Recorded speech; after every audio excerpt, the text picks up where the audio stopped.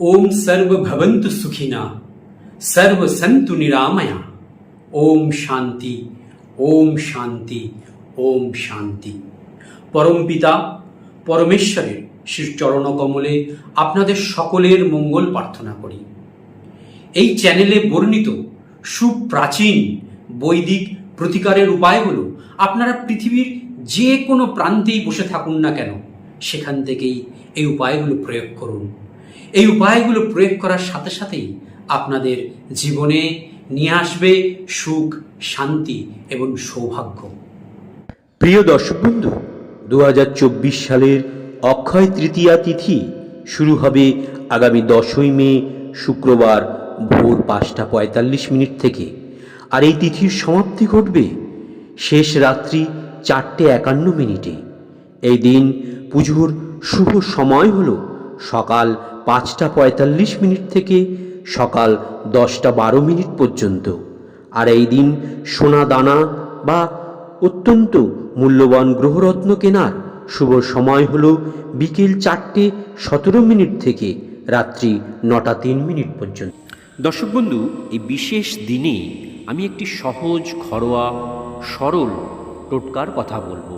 এই উপায়টি যদি আপনারা সঠিকভাবে নিয়ম মেনে, বিধি মেনে করে নিতে পারেন, তাহলে দেখবেন আপনাদের জীবনে হঠাৎ প্রাপ্তি যোগ তৈরি হবে। এই অক্ষয় তৃতীয়ার দিন যে কোনো শুভ কাজ, শুভ প্রতিকার করলে অক্ষয় পুণ্য লাভ হয়, সাথে হঠাৎ প্রাপ্তি যোগও তৈরি হয়। দর্শক বন্ধু, আমি অমৃত যোগের যে সময় আপনাদেরকে স্ক্রিনে দিয়ে দিলাম, সেই সময়ের মধ্যেই এই বিশেষ প্রতিকারটি আপনাদেরকে সুসম্পন্ন করতে হবে। এই প্রতিকারটি গৃহের যে কোনো একজন করতে পারেন, কিন্তু এতে সকলের মঙ্গল হবে। দেখুন, আপনি স্নান করবেন, শুদ্ধ বস্ত্র পরবেন, পরে একটা শুদ্ধ আসনে বসবেন, প্রতিদিনের নিত্য পুজো আপনি দেবেন।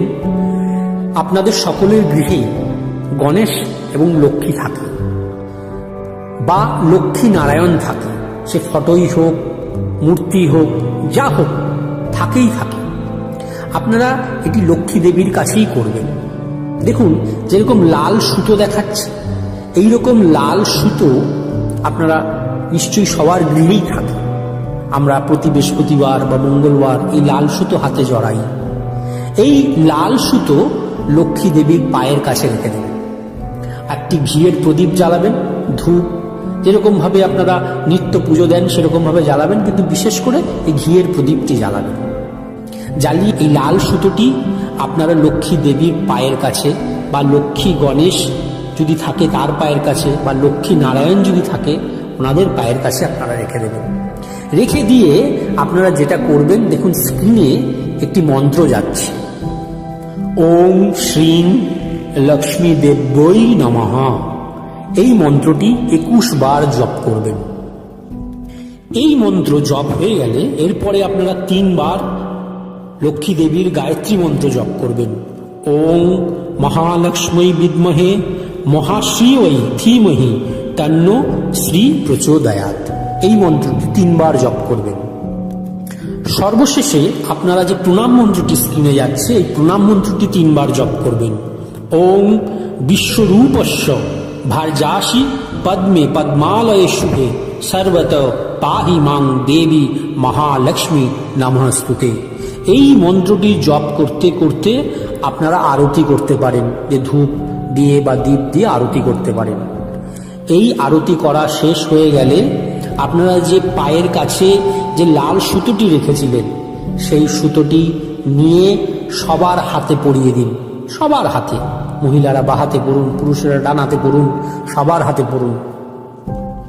এতে দেখবেন বাড়ির সকলের কল্যাণ হবে, গৃহে প্রাচুর্যের সমাহার হবে, আপনাদের দেখবেন সকল প্রকার বিপদ আপদ থেকে মুক্তি পাবেন। ধন্যবাদ দর্শক বন্ধু, ভিডিওটি আমি এখানেই শেষ করছি। আগামী ভিডিওতে আবার নতুন কোনো বিষয় নিয়ে আপনাদের সামনে উপস্থিত হব। ততক্ষণ পর্যন্ত আপনারা খুব ভালো থাকুন, সুস্থ থাকুন, আনন্দে থাকুন। জয় গুরু।